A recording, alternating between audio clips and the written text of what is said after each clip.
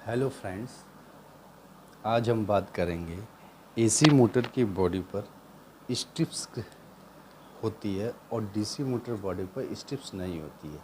ऐसा क्यों होता है, इसके पीछे का रीज़न क्या है, तो आज हम फ्रेंड्स उसके बारे में समझेंगे।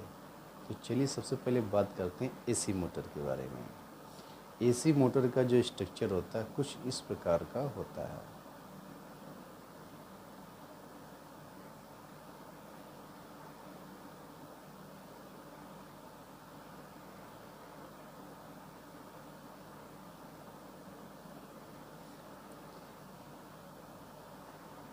एसी मोटर का जो स्ट्रक्चर होता है इस प्रकार होता है कि इसके पीछे फ़ैन लगा होता है।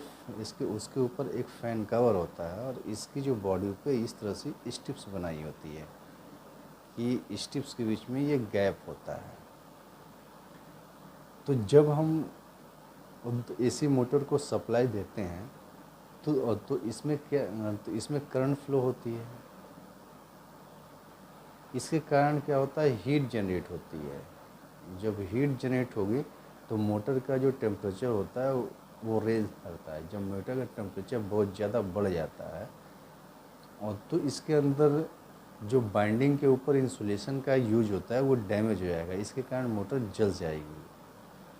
तो इस वजह से इसके कूलिंग के लिए हम यहाँ पे फ़ैन लगा देते हैं कि ये मोटर को कूल करेगा और उसकी बॉडी पर स्ट्रिप्स बनाते हैं कि इसमें से ज़्यादा हवा पास हो और मोटर आसानी से जल्दी कूल हो सके।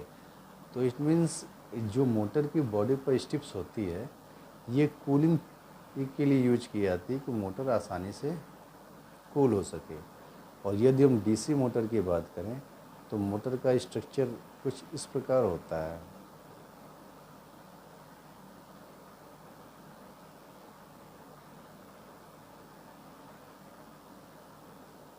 जो डीसी मोटर का स्ट्रक्चर होता है कुछ इस प्रकार होता है। इसमें जो फ़ैन होता है इसके नॉन ड्राइव एंड पे होता है। इसके बॉडी पे ये नेट बोल्टिंग दिखाई देती है, स्ट्रिप्स नहीं होती है। तो इट मीन्स क्या, ये डीसी मोटर में कूलिंग की ज़रूरत नहीं होती है, क्योंकि इसमें भी जब करंट फ्लो होती है तो इसमें भी हीट जनरेट होगी। हीट जनरेट होने के कारण इसके मोटर का भी टेम्परेचर इंक्रीज करता है। तो क्या इसका काम सिर्फ फैन से ही चल जाता है, इसके बॉडी पे स्ट्रिप्स की ज़रूरत नहीं होती है। तो हम फ्रेंड्स इसको समझने के थोड़ा और डिटेल में बात करते हैं कि जो मोटर में जो हीट क्रिएट होती है वो किस तरह से होती है। उसके बारे में जानेंगे तभी हम समझ पाएंगे कि उसके बॉडी का स्ट्रक्चर इस प्रकार से क्यों बनाया जाता है। यदि हम एसी मोटर की बात पहले करते हैं, जो एसी मोटर है इसमें आयरन का यूज होता है, इसलिए इसमें आयरन लॉस होता है और आयरन लॉस होता है हिस्टेरेसिस लॉस।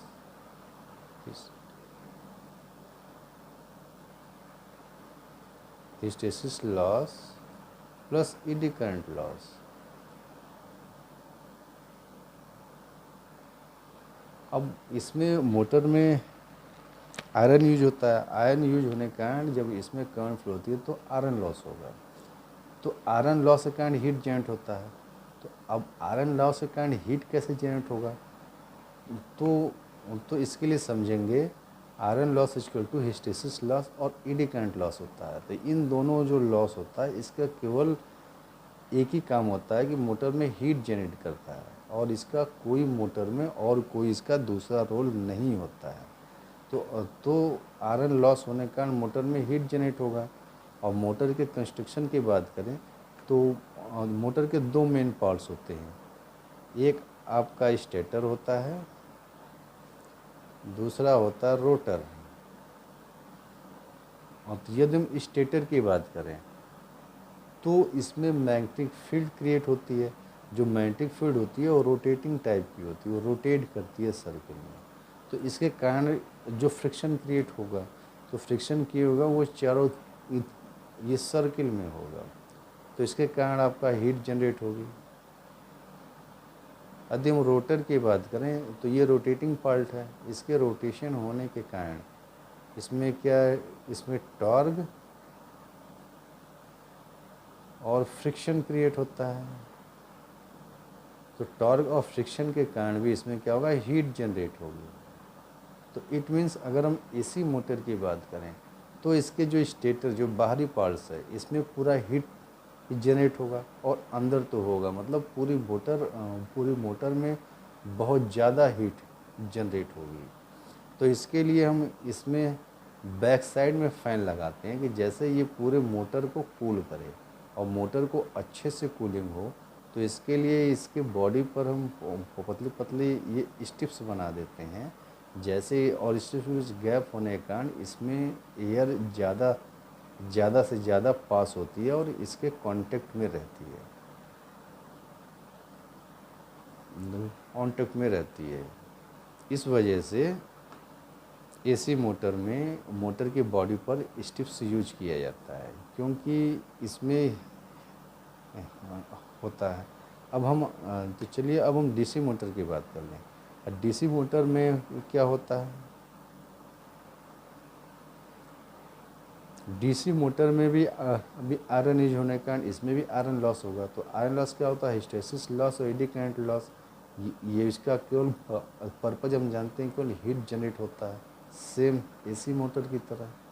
और इसके भी दो मेन पार्ट्स होते हैं, एक होता है स्टेटर जो बाहरी पार्ट्स होता है, दूसरा होता है आर्मेचर। जो स्टेटर होता है वो स्टेशनरी पार्ट होता है, तो उसमें जो मैग्नेटिक फील्ड बनती है वो स्ट्रेट लाइन में होती है, वो कुछ इस तरह से, क्योंकि इसमें हमें नॉर्थ पोल और साउथ पोल क्रिएट होता है। उस north pole south pole create होने के कारण हम जानते हैं मैग्नेटिक लाइंस नॉर्थ पोल से निकल कर साउथ पोल्स की तरफ मूव करती हैं। तो इसमें क्या है, जो मैग्नेटिक फील्ड स्ट्रेट लाइन में होगी तो जो फ्रिक्शन होगा सिर्फ ये नीचे की तरफ ही होता है, मतलब अंदर की तरफ ही होगा। और जिसका आर्मेचर होगा ये रोटेटिंग पार्ट्स होता है, तो इसके रोटेशन के कारण इसमें फ्रिक्शन क्रिएट होगा और टॉर्क होगा, इसके कारण इसमें हीट जनरेट होगा। इट मीन्स यदि हम डीसी मोटर की बात करें तो इसके अंदर की साइड में ही केवल हीट जनरेट होता है। इसके जो स्टेटर होता है स्टेटर में ऊपर की तरफ कोई हीट जनरेट नहीं होता। इस वजह से इसमें ऐसा ब्लोअर टाइप का फ़ैन लगाते हैं जो अंदर की हीट को बाहर निकाल देता है। इसमें पूरे मोटर को कूलिंग करने की रिक्वायरमेंट नहीं होती है। तो एसी और डीसी मोटर में यही फ़र्क होता है, क्योंकि एसी मोटर की अगर देखा जाए तो स्टेटर और रोटर दोनों में हीट जनरेट होने के कारण इसमें ज़्यादा हीट जनरेट होती है मतलब पूरे बॉडी में तो इस वजह से इसमें ज़्यादा कूलिंग की रिक्वायरमेंट होती है, इसमें कम कूलिंग की, एसी की अपेक्षा इसमें कम कूलिंग की रिक्वायरमेंट होती है। अगर डीसी की छोटी मोटर है तो इस प्रकार से ये फ़ैन के थ्रू ही इसका काम चल जाता है। यदि डीसी की बड़ी मोटर होती है तो ये ड्राइव एंड पे एक हम ब्लोअर लगा देते हैं जो बाहर से फ्रेश एयर को सक करके मोटर के अंदर रोटेशन करके फ़ैन के थ्रू बाहर हो जाता है। इट मीन्स मोटर में ज़्यादा कूलिंग प्रोवाइड करने के लिए ब्लोअर लगाया जाता है। तो फ्रेंड्स इस प्रकार से इन दोनों मोटरों की कूलिंग की जाती है और इन दोनों मोटरों के स्ट्रक्चर में हमें फ़र्क होता है। तो फ्रेंड्स ये टॉपिक यहीं पे ख़त्म करते हैं।